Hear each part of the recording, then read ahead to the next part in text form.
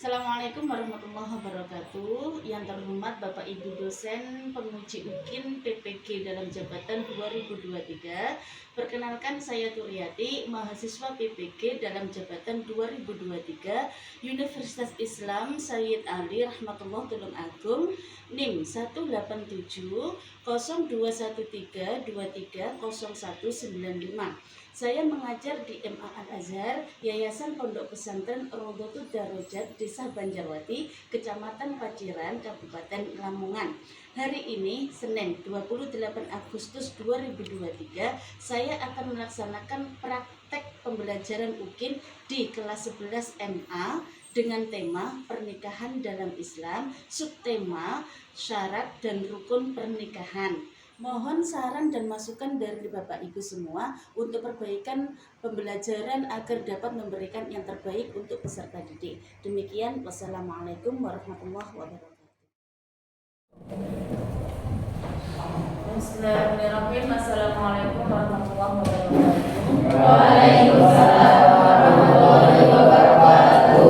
Selamat pagi anak-anak. Pagi Bu. Apa kabar kalian hari ini? Alhamdulillah luar biasa. Allahu Akbar. Selanjutnya, sebelum kita memulai pelajaran hari ini, marilah kita berdoa terlebih dahulu. Semoga apa yang kita pelajari pada hari ini bisa bermanfaat di dunia dan di akhirat.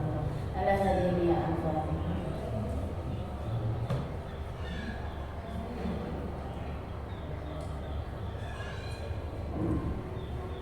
Dan selanjutnya Ibu Guru akan mengabsen ya, dari kalian semua. Mungkin ada yang tidak hadir satu persatu. Nanti kalau hadir berarti mengucapkan hadir ya, kalau tidak berarti tidak hadir gitu ya.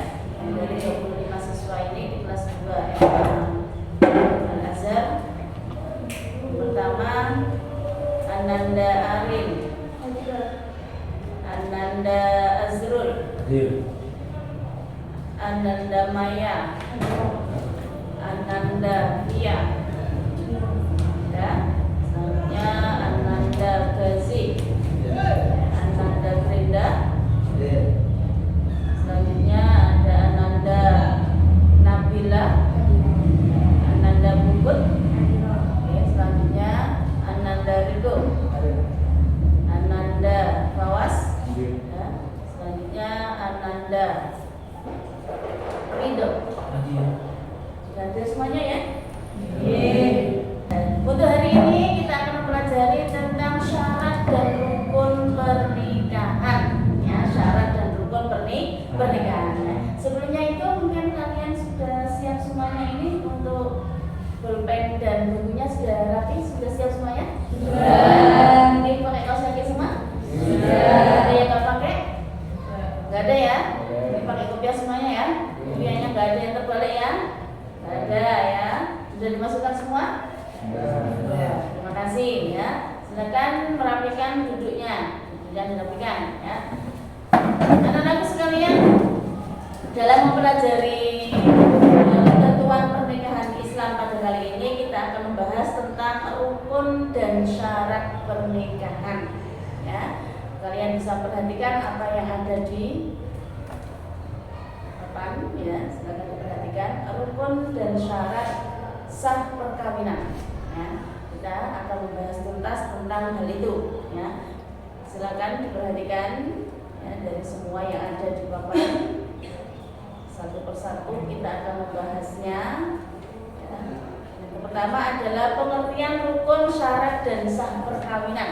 Ya, jadi ada rukun, ada syarat, ya, ada sah. Apa sih rukun itu? Apa sih syarat itu? Dan apa dari sah itu sendiri apa? Ya. Rukun yaitu bisa dilihat ya. Rukun sesuatu yang mesti ada yang menentukan sah dan tidaknya suatu perbuatan atau pekerjaan ibadah, dan sesuatu itu termasuk dalam rangkaian pekerjaan itu sendiri. Itu namanya rukun, ya. Bisa dipaham ya? Selanjutnya ada syarat. Syarat itu apa sih? Syarat adalah, bisa dilihat ya, sama. Syarat itu juga menentukan sah dan tidaknya suatu ibadah, tapi di situ syarat itu tidak ada dalam rangkaian, ya, tidak termasuk dalam rangkaian pekerjaan tersebut. Ini bedanya. bedanya antara rukun dengan syarat. Tapi kedua-duanya sama-sama mempengaruhi sah dan tidaknya suatu pekerjaan. Cuman kalau rukun itu ada di dalam pekerjaan itu, tapi kalau syarat itu di luar pekerjaan tersebut, ibadah tersebut. Ya. Selanjutnya sah, apa sih sah itu? Ya. Sah itu adalah yaitu sesuatu pekerjaan ibadah yang memenuhi rukun dan syarat. Apabila suatu ibadah itu ya sudah terpenuhi syarat dan rukunnya, maka ibadah tersebut bisa dikatakan sah. Ya, bisa dikatakan sah. Bisa dipaham ya? Bisa dipaham? Oke. Ya. Selanjutnya bisa kalian lihat lagi ya, rukun perkawinan. Ya, rukun perkawinan. Kemarin perkawinan masih ingat ya? Perkawinan itu apa? Ikatan lahir batin. Ikatan lahir batin. Nah, ini rukun perkawinan ya. Rukun perkawinan itu bermacam-macam pendapat ya. Untuk menurut jumhur ulama, ya, jumhur ulama berarti mayoritas para ulama itu ya, rukun pernikahan itu ada empat ya. Adanya calon suami, adanya calon istri, kemudian adanya wali. Wali ini adalah dari pihak pengantin putri ya. Selanjutnya adanya 2 orang saksi dan sigot akad nikah. Tapi menurut Imam Malik di sini ada 5 ya, ada 5 bisa dilihat dulu, wali dari perempuan, mahar, calon pengantin laki-laki, calon pengantin perempuan dan sigot akad nikah. Jadi Imam Malik menyatakan bahwa mahar itu termasuk rukun. Ya, termasuk rukun perkawinan. Maka ya, apabila perkawinan itu tidak ada maharnya, berarti perkawinan itu dianggap tidak sah ya, bisa dilihat ya. Jadi antara Imam Malik dengan jumhur ulama ini ada pembedanya. Pembedanya adalah di mahar. Ya, di mahar ini pembedanya. Sedangkan yang kalian ikuti adalah mazhab siapa? Mazhab Imam Syafi'i ya, mazhab Imam Syafi'i yang kita ikuti. Jadi jumhur ulama ini termasuk salah satu ini untuk mazhab Imam Syafi'i ya. Ini Imam Syafi'i. Yang pertama adalah calon pengantin laki-laki. Ya, calon pengantin laki-laki harus ada. Selanjutnya adalah calon pengantin perempuan. Ini rukunnya. Jadi menurut mazhab Imam Syafi'i yang kita anut. Selanjutnya adalah wali. 2 orang saksi dan sigot akad nikah, ijab kabul, gitu ya. Jadi ada 5 rukun pernikahan yang menurut Imam Syafi'i. Bisa dilihat? Bisa ya? Sudah ya? Sudah. Oke. Jadi kita ikuti ini ya. Ini pun tidak beda dari pendapat jumhur ulama ya. Selanjutnya menurut ulama Hanafiyah. Ini beda lagi ya. Menurut Imam Hanafiyah beda lagi. Bisa dibaca mungkin? Siapa? Oke, siapa yang bisa baca? Itu Hanafiyah? Nah, silakan. Rukun nikah itu hanya ijab dan kabul saja. Yaitu akad yang dilakukan oleh perempuan dan calon pengantin laki-laki. Nah, ini beda lagi ya, beda lagi. Kalau menurut Imam Hanafi itu beda. Jadi yang menjadi rukun itu hanya pada ijab dan kabul. Ya, ijab dan kabul. Jadi hanya ijab dan kabul aja sudah sah ya, tanpa adanya wali ya, tanpa adanya tadi menurut Maliki tanpa adanya mahar gitu ya. Tapi nah, ini nggak boleh dipakai karena sampai menurut Imam Syafi'i nggak boleh pindah mazhab. Ya, jangan ambil enaknya sendiri ya. Jadi kalau mazhabnya Imam Syafi'i seluruhnya berarti nikahnya juga harus ikut mazhab Imam Syafi'i. Jadi otomatis harus ada dari semuanya ini harus ada ya. Jadi mulai dari ini calon pengantin laki-laki harus ada, calon pengantin perempuan harus ada, kemudian walinya juga harus ada, kemudian 2 orang saksi dan selanjutnya adalah sigot akad nikah. Ya, sigot akad nikah itu bisa kita kenal dengan ijab dan kabul. Ya. Nah, selanjutnya adalah syarat sahnya perkawinan. Rukunnya sudah. Ya, jadi masing-masing rukun itu mulai dari calon perempuan, calon pengantin perempuan, calon pengantin laki-laki, kemudian wali, 2 orang saksi dan ijab kabul itu mempunyai syarat masing-masing ya, punya syarat masing-masing. Yang pertama ya, syarat calon mempelai laki-laki dan calon pengantin perempuan. Kita ambil satu dulu, yaitu syarat pengantin laki-laki. Ya, bisa dilihat? Ya, ini cahayanya mungkin mataharinya terlalu sudah terang, sudah naik ya, sudah tinggi ya mataharinya ya. Ya. Syarat pengantin laki-laki yang pertama adalah beragama Islam. Ini penting ini. Nah, karena kalau berbeda agama berarti nanti itu adalah termasuk nikah-nikah yang terlarang. Nikah terlarang. Ini ada pembelajarannya lagi ya, nikah terlarang. Termasuk nikah terlarang adalah itu salah satunya adalah dari salah satu calon pengantin itu tidak beragama Islam. Otomatis kalau memang sampean itu ingin sah, ya, ingin sah nikahnya menurut agama Islam berarti harus memenuhi syarat yang pertama ini. Calonnya beragama Islam. Ada yang punya pacar yang tidak beragama Islam? Ya, suruh masuk aja ke Islam ya. Kalau memang ingin menikah, ya, kan sudah besar nih. Tapi waktunya ya. Waktunya. Selanjutnya adalah yang kedua adalah terang jelas bahwa calon suami betul laki-laki. Harus diperiksa ini, ya, harus diperiksa, harus benar laki-laki, ya. Jangan sampai laki-laki jadi-jadian. Ya, jadi-jadian nanti gimana kalau laki-laki jadi-jadian? Repot ya. Repot ya. Jadi yang kedua adalah terang jelas bahwa calon suami itu benar-benar laki-laki. Selanjutnya yang ketiga, orang diketahui dan tertentu. Kalian paham nggak dengan orang diketahui dan tertentu ini maksudnya apa? Nah? Atau Apa maksudnya? nggak tahu. Nggak tahu ya, maksudnya di sini adalah orang diketahui dan tertentu. Kamu tuh kenal dengan laki-laki itu. Ya? Kira-kira kamu mau nggak dinikahkan dengan orang yang tidak kamu kenal? Mau? Enggak. Temen? Nggak mau? Enggak. Kalau orang itu kaya? Enggak. Ganteng? Enggak. Yang perempuan cantik? Ya, kaya cantik? Mau? Nggak mau? Ya, nah ini karena ini sudah menjadi syarat sahnya orang itu diketahui dan tertentu dan wujud juga. Ya, wujud juga. Di sosmed tahu fotonya tok, ya kan? Nah ini gimana? Jangan mau, jangan-jangan cuma ada fotonya tok, orangnya sudah tiada. Astagfirullah. Ya kan? Ya, jangan mau. Jadi orangnya diketahui dan tertentu ini juga harus memenuhi syarat ini ya. Bukan goib. Nah ini bahaya ya, goib. Masa calon pengantinnya goib? Bahaya ini ya, bahaya. Ya. Yang keempat adalah calon pengantin laki-laki itu jelas halal kawin dengan calon istri. Artinya adalah bukan muhrim, ya, bukan muhrim. Halal berarti di situ adalah bukan muhrim, bukan seseorang yang diharamkan untuk dinikahi. Contohnya siapa?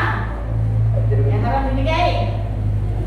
Adiknya, walaupun adiknya cukup cantik, ibunya cukup cantik, jangan dinikahi sendiri. Ya emang dikasihkan orang lain, gitu. Akhirnya dinikahi sendiri. Ya, adik saya itu cukup cantik. Ya, adik saya, kakak saya itu ganteng. Emang saya kasihkan orang lain, mending saya nikahin sendiri itu nggak boleh, ya. Nggak boleh semacam itu ya. Jadi ini calon pengantin laki-laki itu jelas halal ya, halal kawin dengan calon istri. Artinya itu adalah bukan muhrim. Cari yang lain, dunia terserah berdalam kelor ya kan. Jadi banyak di atas langit masih ada langit. Artinya apa? Kakak kamu ganteng, adik kamu cantik.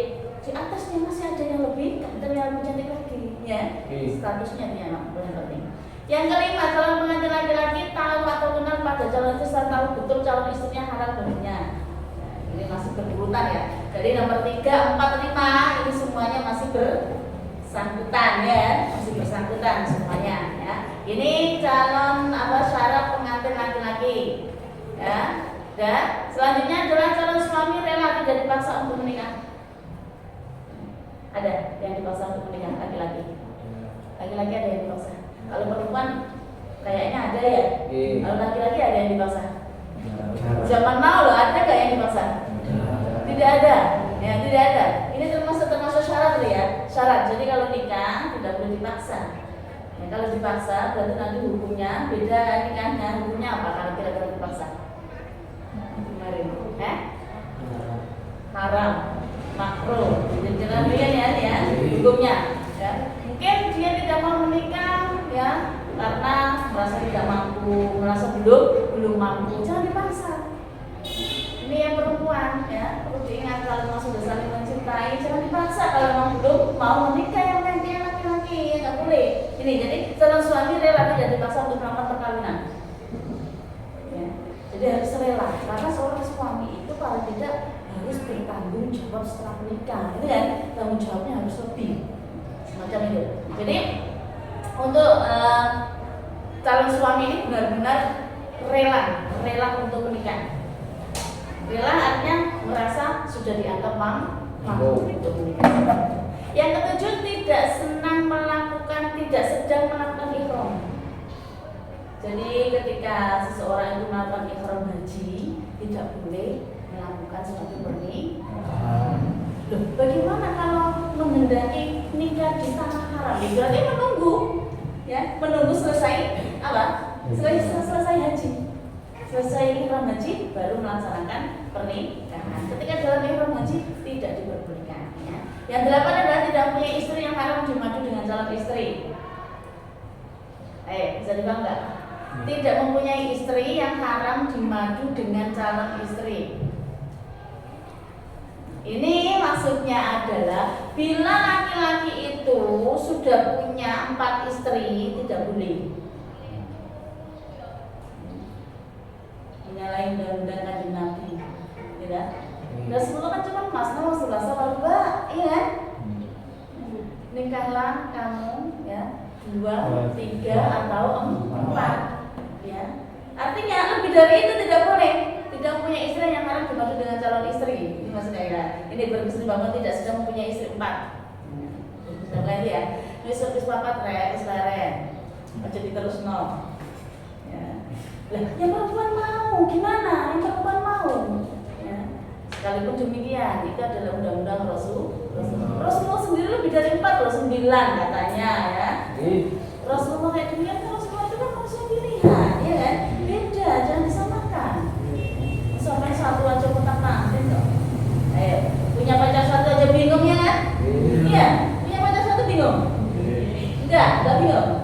Enggak bingung. Ya. Cuma enggak bingung. Ada sampingannya ya. Jangan sembarangan. Sini jangan dipilih. Ya jangan dipilih. Kalau ada anak yang kayak demikian jangan dipilih. Jangan dipilih. Bahaya, ya. Bahaya. Ya. Yang perempuan mau enggak teman? Enak loh. Iya, banyak teman ya kan? Terus pekerjaan juga enteng ya kan? Ya, kenapa nggak mau? Enteng loh, pekerjaan enteng loh. Ya, dan tidak punya istri yang haram dimadu dengan calon istri. Ya. Kok kayaknya takut benar ya perempuan ini kalau dimadu? Ya, takut. Enak, ada yang nyuci sendiri, ada yang masak sendiri, terus ada yang ngomong sendiri, ya. Pekerjaan rumah dibagi-bagi, artinya enteng gitu kan? Status semua nggak ada yang komen ini yang perempuan, yang laki-laki santai aja kalau didukung, yang perempuan nggak ada yang komen gimana ini? Ya, dan nggak usah pikir itu yang laki-laki fawahidatan aja, apa? Cukup satu. Kalau nggak mampu, ya kalau mampu silakan, ya agama nggak melarang kalau mampu, karena nggak mampu cukup satu aja. Ya, yang laki-laki, yang perempuan senyum, nggak usah takut, ya. Takut lah jadi madu. Yang laki-laki yang senyum negara punya dukungan, punya dukungan. Nah, ini ada syarat pengantin perempuan. Itu tadi syarat-syarat pengantin laki. Selanjutnya adalah syarat-syarat pengantin perempuan. Yang pertama beragama Islam atau ahli kitab. Ya, tadi beragama Islam. Ini penting juga tadi sudah sampaikan ya. Ya, jadi harus sekufu. Artinya sekufu adalah sama-sama dalam satu keyakinan. Walaupun nggak sama, berarti nanti menyalahi undang-undang Islam, termasuk haram untuk pernikahan yang yang silang. Yang kedua adalah terang bahwa ia wanita bukan unsa. Wanita bukan unsa. Nah, jadi pastikan kalau calon istri kamu itu benar-benar wanita.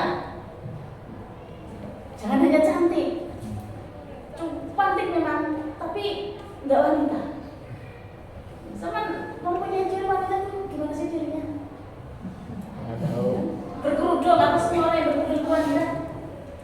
Ya, coba yang laki-laki. Yang laki-laki gimana? Ciri-ciri seorang wanita itu apa? Hah? Apa ciri-cirinya? Nggak tahu. Jadi kata-kata orang Jawa itu pokoknya wong wedok itu ono bolongane. Katanya demikian. Pulsa itu ada nggak semacam itu ya? Ada nggak semacam itu? Ada kalanya pulsa itu ya berkelamin double macam itu pulsa. Ada kalanya pulsa itu kelamin laki-laki tapi pintu-pintu dari wong itu semacam itu, ya kan? Jadi ini harus benar-benar diperiksa juga, jangan sampai di situ pulsa identitas calon istrinya harus benar-benar perempuan. Nah, selanjutnya wanita itu tentu orangnya ya sama kenal kita tidak sama ya. Terus halal bagi calon suami artinya bukan mukrim ya, wanita itu tidak dalam ikatan perkawinan dan tidak masih dalam iddah. Ingat, nek ngee uang aja diute-ute. Siap. Ya. Ya, cari yang lain ya. Jadi dunia ini sak cuprit bae ya. Dunia bukan selebar daun. Ya, hilang satu tunggu seribu. Ya, jangan wanita bukan hanya itu saja. Makanya kalau ada laki-laki patah hati itu adalah laki-laki yang tidak punya pandangan ke depan. Tidak punya pandangan ke depan ya. Itu orang sih kok ditinggal yang belum nangis tanah. Ayo, siapa itu? Ada di sini? Gak ada ya? Ada ya? Ada ya. Wanita itu dalam ikatan perkawinan dan tidak masuk dalam iddah. Iddah maksudnya iddah gimana? Tahu maksudnya iddah? Hah? Nggak tahu? Iddah itu kan masa menunggu setelah orang itu ditinggalkan suami, baik itu melalui proses talak ataupun ditinggal mati. Biasanya iddah itu selama 3 bulan. Karena menunggu apa? Menunggu orang ini, perempuan ini hamil tidak. Kalau hamil berarti nanti miliknya yang meninggalkan gitu kan. Tuh, jadi ditunggu 3 bulan, selama 3 bulan ya. Itu namanya masa iddah. Ya saudara tidak dipaksa. Tidak ada unsur keterpaksaan, nggak ada. Zaman now ada, masa nggak ada? Itu zaman Surabaya ya. Zaman Surabaya itu nikah paksaan dengan Datuk Maringgi. Ada yang tahu dalamnya? Perlu diputarkan. Ya, nggak jadi materi nantinya ya. Jadi zaman now tidak ada namanya nikah paksaan, itu nggak ada. Jadi bisa tidak dipaksa. Tidak dalam keadaan ihram haji dan umroh. Ya, selesai ya. Selanjutnya adalah itu syarat dari pengantin putra dan pengantin putri ya, atau wanita dan laki-laki. Dan akad nikahnya dihadiri para saksi. Berapa saksinya? 2. Syarat-syarat ijab kabul ya. Jadi harus ada saksinya. Syarat-syarat ijab kabul dibaca. 1, 2, 3. Selesai. Lanjut. Nah, menggunakan lafaz nikah atau tasdik. Nah, lanjutkan. Syarat-syarat ijab kabul sudah. Nah, selanjutnya adalah syarat-syarat wali. Masih punya wali semua ini? Ya, masih punya wali semua ya. Walinya harus Islam, pria, ya. Kalau ini nggak bisa jadi wali, bisa wali. Jadi wali adalah bapaknya balik dan berangkat, adiknya nggak bisa jadi wali, ya. Balik dan berakal. Orang gila tidak boleh jadi wali. Orang gila jadikan wali. Hah? Gimana jadinya nanti nikahnya? Ini kalau nggak pas kumat. Kalau pas kumat gimana? Gila. Disuruh akad dan diam aja. Jadi nanti sampai 1 hari nggak bijak. Akhirnya kabulnya sampai lupa. Kan macam itu ya. Kemudian merdeka, adil, tidak fasik, tidak terpaksa juga. Bukan dari ihram, kemudian bukan atau samping ya. Itu syaratnya. Urutannya menjadi wali nikah. Ini urutan wali nikah ini ya, bisa dicermati. Urutan wali nikahnya. Nah, Dalam urutan wali nikah ini, ya, dalam urutan wali nikah sekali lagi, nah, dalam urutan wali nikah ini perlu diperhatikan. Ya. Urutan wali nikah ini harus urut pertama ayah kandung. Ya. Dicari dulu kalau ayah kandungnya ada, yang sini-sini dan lagi. Ya, nanti kalau ayahnya nggak ada, berarti dicari yang kedua, kakek. Ya. Jadi ayahnya nggak ada, sudah tiada, cari kakek. Kalau kakeknya ada, kakek. Kalau ayah nggak ada, kakek nggak ada, baru anak laki-laki atau saudara laki-laki, ya saudara dulu, ya, saudara laki-lakinya. Jadi harus diperhatikan. Selama yang ke 1, 2, 3 ini ada, ya, maka yang seterusnya ini tidak bisa mati. Gitu. Jadi kalau ini sudah nggak ada, baru bisa yang ini. Jadi diurutkan dulu, dicari dulu mulai urutan yang pertama untuk mengenai wali kayak dunia. Makanya diurutkan. Jadi selama ada ayah tidak boleh menggunakan wali kakek, nggak boleh. Ya, selama nggak ada ayah, nggak ada kakek, tapi ada saudara, ya, ada saudara laki-laki, tidak boleh menggunakan apa? Tidak boleh menggunakan paman. Ya, jadi harus diurutkan mulai dari pertama itu harus diurutkan semuanya. Dari 10 itu ya. Dan syarat dari saksi. Jangan ya. Jangan ya, kali ya. Ya. Jadi mudah-mudahan semuanya ini masih walinya masih ayah semuanya. Masih ayah semuanya beda ya. Selanjutnya di sini ada syarat-syarat saksi, bisa dicermati sendiri. Syarat-syarat saksi. Yang pasti yang perlu digarisbawahi adalah Islam terus pria. Gak boleh saksi itu terdiri dari perempuan, harus laki-laki, macam itu ya, harus laki-laki. Kemudian balik dan berakal,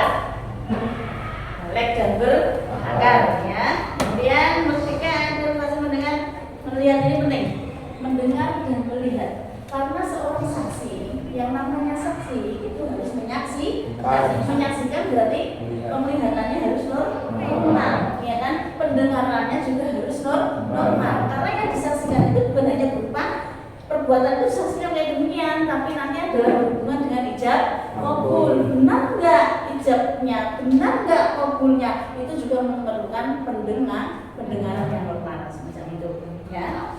Tidak bisu memahami maksud ijab dan kabul. Ingatannya baik, memahami maksud ijab dan kabul ini juga harus kalian pahami. Artinya dalam pengucapan ijab kabul itu jangan sampai yang menjadi saksi itu orang Inggris, kemudian yang ijab kabul itu orang Jawa. Paham nggak kira-kira yang ijab kabul? Nggak nyambung ya? Nggak nyambung kan? Nggak nyambung. Ya. Atau yang ijab kabul itu orang Arab, yang menyaksikan itu orang Amerika, ya? Menjadi saksi, jelas nggak nyambung. Inggris dengan Arab nggak nyambung, nggak tahu artinya. Ya, jadi harus paham. Dari antara saksi itu harus paham benar bahasa yang diucapkan dalam ijab kabul, harus paham benar. Sudah ya? Dan lanjutnya selesai. Ya. Selanjutnya, anak-anak kalian langsung aja pakai bangku sini, kita langsung mendemonstrasikan apa yang telah saya sampaikan. Ya. Jadi langsung mendemonstrasikan. Saya harapkan dari kalian ada yang maju menjadi rukun nikah. Kemudian walinya juga ada. Di walinya? Nah, ini walinya juga ada. Saksi 1, saksi 2 juga sudah ada. Ya. Jadi ini sudah lengkap. Ini sudah lengkap dari apa? Rukun nikah. Ya. Apa tadi rukun tadi apa? Sesuatu yang ada di dalam suatu ibadah syar'i itu. Nah, syaratnya sudah memenuhi syarat belum ini? Sudah. Ini benar perempuan ini. Benar perempuan beneran ya? Ini laki-laki beneran ya? Ya, beragama Islam ya? Ya. Ini walinya nggak fasik ya, walinya adil. Ya. Saksinya juga adil keduanya. Ya, nggak fasik.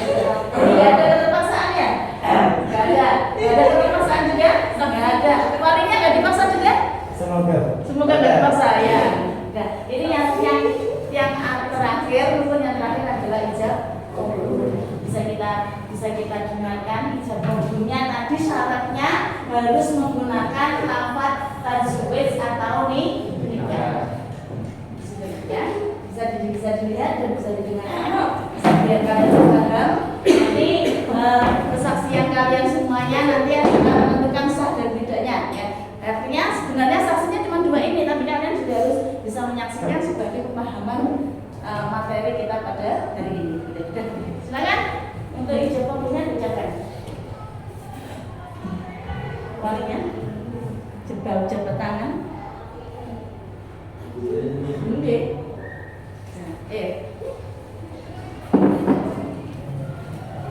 Nah, ini namanya siapa?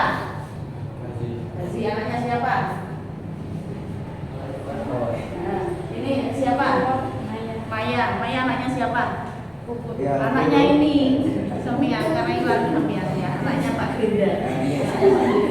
Jadi pengantinnya namanya Maya, ya, yang perempuannya laki-laki namanya Gazi, ya. Ini bapaknya Grinda, walinya namanya Grinda. Saksinya ada Azrul dan ada Faiz. Ya. Dan silakan dimulai untuk akadnya.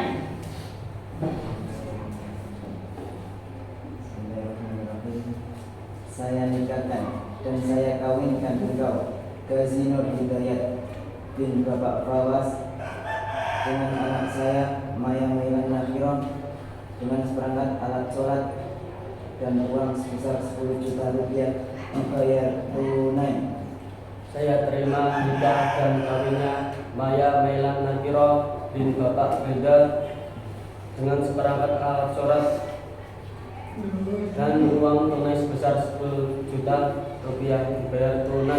Terima kasih.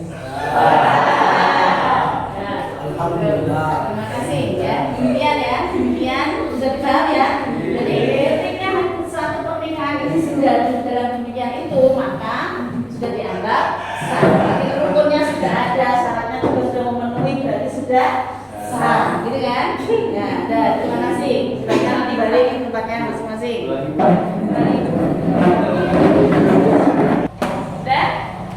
Dan anak sekalian, ya, untuk pembelajaran hari ini tadi mengenai rukun dan syarat sah perkawinan dan sekaligus sudah didemonstrasikan oleh teman-teman kalian, ya.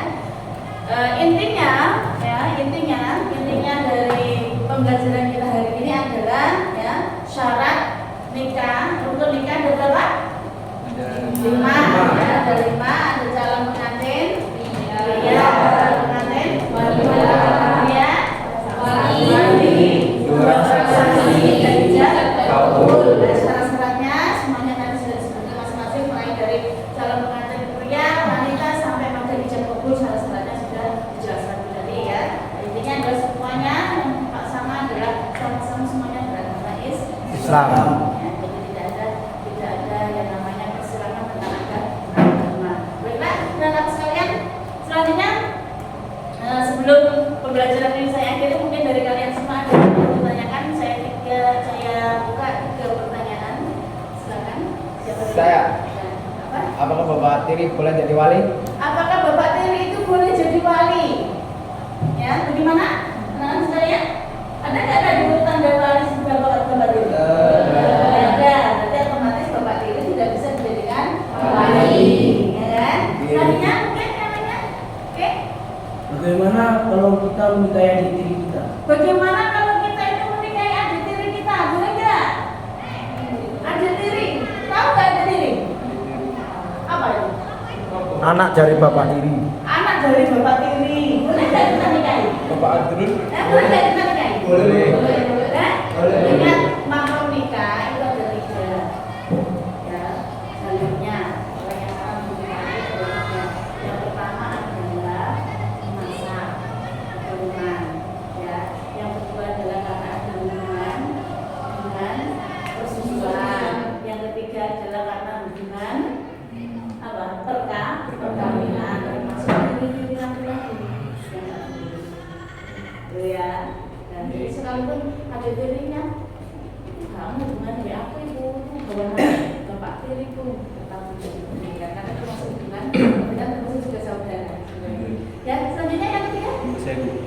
Bagaimana cara memastikan bahwa itu benar laki-laki atau perempuan? Wah, ini repot ini, agak repot ya. Bagaimana cara memastikan ya calon istri itu perempuan beneran, terus calon suami itu laki-laki beneran? Siapa yang bisa menjawab? Dilihat. Dilihat. Dilihat apa ya? Dilihat itu. Ya, laki-laki beneran atau perempuan beneran? Ya, cara memastikannya itu tadi kan kamu itu mengenal benar-benar orang itu kan, mengenal kan? Ya, mengenal otomatis mengetahui. Berarti kan kamu sudah tahu benar-benar kan? Orang itu laki-laki atau perempuan sudah mengenal. Artinya di aktenya pun sudah teridentifikasi laki-laki atau perempuannya. Ya, nah, jadi lahir itu kan sudah teridentitas. Ini laki-laki perempuan sudah teridentitas, akhirnya lahirlah yang namanya akta kelahiran. Itu ya kan, yang mengidentifikasikan bahwa dia itu laki-laki atau perempuan kayak gitu. Nggak perlu terus mau dinikahin dia dulu. Bahaya ini ya. Bahaya. Dan saya mau pastikan kamu laki-laki beneran atau perempuan beneran. Berarti saya harus lihat kamu semuanya mulai dalam sampai luar. Tak boleh ya, tak boleh semacam itu ya. Jadi untuk mengetahui, makanya tadi syarat termasuk syaratnya sudah adalah diketahui, kenal, betul ya. Kenal semacam itu. Ya, kalau yang mau dinikahi itu benar-benar dikenal. Demikian anak-anak sekalian, ya, belajar kita hari ini. Ya, marilah belajar hari ini kita tutup. Semoga apa yang kita pelajari pada hari ini bisa kita paham, dan untuk pertemuan yang akan datang, ya, pertemuan yang akan datang kita akan membahas tentang hikmah dari sebuah pernikahan. Ya, untuk pernikahannya sendiri sudah berkatakan seperti tadi, ya, untuk ketentuan pernikahan dalam Islam, ya, bisa terpahami dengan tadi. Saya harapkan kalian sudah paham dengan benar dengan adanya demonstrasi yang ada kelas tadi, ya. Selanjutnya marilah pembelajaran pada hari ini kita tutup dengan bacaan Fatihah. Semoga apa yang kita pelajari tadi bisa bermanfaat untuk dunia.